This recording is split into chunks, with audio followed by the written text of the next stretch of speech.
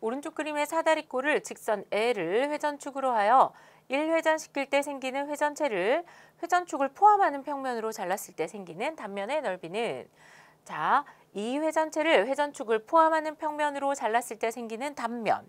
자, 이때 생기는 단면은 뭐랑 똑같냐면 회전축을 대칭으로 하여 생긴 선대칭 도형하고 똑같죠. 자, 그래서 만약에가 아니라 이 사다리꼴을 직선 L을 1회전시키면 원뿔대가 될 텐데, 그 원뿔대를 회전축을 포함하는 평면으로 잘랐을 때 생기는 단면은 회전축을 기준으로 한 선대칭 도형이 생깁니다. 자, 그러면 이 사다리꼴의 넓이만 구해주면 되겠죠. 자, 사다리꼴의 넓이는 윗변이니까 4 더하기 4, 8이 되겠죠. 아랫변 곱하기 높이 나누기 2 계산해주면 됩니다. 자, 그럼 2분의 1 곱하기 18 곱하기 6이니까 이거 약분해주면 6, 9, 54 제곱센티미터가 됩니다. 정답은 3번입니다. 오른쪽 그림과 같은 평면 도형을 직선 L을 회전축으로 하여 1회전시킬 때 생기는 회전체를 회전축을 포함하는 평면으로 잘랐을 때 생기는 단면의 넓이를 구하시오.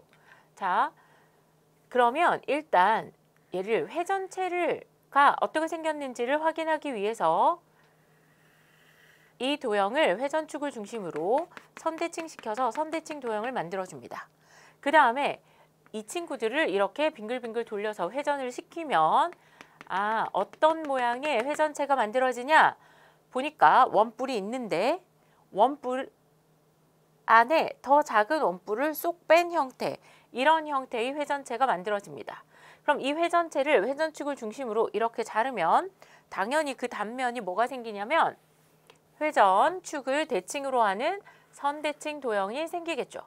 자, 그래서 지금 이 문제는 회전축을 대칭으로 한 이 선대칭 도형의 넓이가 얼마냐 하는 문제입니다. 자, 그러면 어떤 방법이 있냐면 첫 번째 방법은 만들어진 큰 삼각형에서 그 다음에 여기에 있는 작은 삼각형을 어떻게 하면 되고, 여기 있는 큰 삼각형에서 여기에 있는 작은 삼각형을 빼면 되죠. 또는 자, 어차피 선대칭 도형이니까 여기에 있는 삼각형의 넓이를 계산해서 곱하기 2를 하면 됩니다. 2번 방법을 선택을 해볼게요. 밑변의 길이가 4cm이고 이 삼각형은 높이가 4cm입니다. 그러면 밑변의 길이가 4고 높이가 4cm인 삼각형이 두 개 있는 거죠.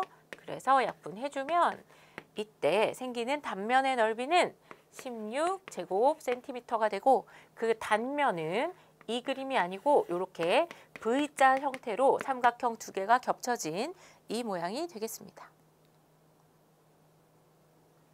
오른쪽 그림과 같은 원기둥을 밑면의 수직인 평면으로 잘랐을 때 생기는 단면 중에서 넓이가 가장 큰 단면의 넓이를 구하시오. 자, 지금 어떻게 자르겠다 그랬냐면 밑면의 수직인 평면으로 자르겠다 그랬어요. 자, 밑면이 있는데 밑면에 수직인 평면으로 자르겠다, 이런 건 어떻게 자르겠다는 얘기예요. 세로로 자르겠다, 이런 얘기죠.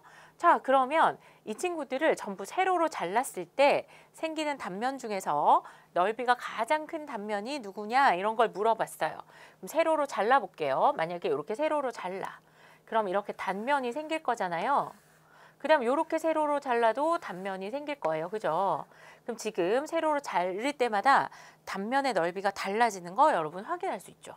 그럼 이유가 뭘까요? 나는 세로로 잘랐단 말이죠. 그러면 이때 이 단면은 직사각형이니까 직사각형의 세로의 길이는 모두 원기둥의 높이와 같아서 16cm로 같을 거예요. 그럼 넓이가 가장 넓으려면 여기에 있는 가로의 길이가 제일 긴 단면을 찾아와야 되겠죠. 그러면 밑면이 원이야. 그럼 원에서 길이가 가장 긴 선을 찾아오려면 뭐밖에 없어요? 그렇죠. 원의 중심을 지나는 지름일 때밖에 없죠. 자, 그래서 가로는 원의 중심을 지나는 원의 지름이어야 되고요. 그 다음에 세로의 길이는 정해져 있습니다. 원기둥의 높이입니다. 자, 그러면 가장 넓이가 큰 단면의 넓이, 세로는 16cm, 가로의 길이는 반지름이 5cm인 원의 지름의 길이면 되겠죠. 10cm.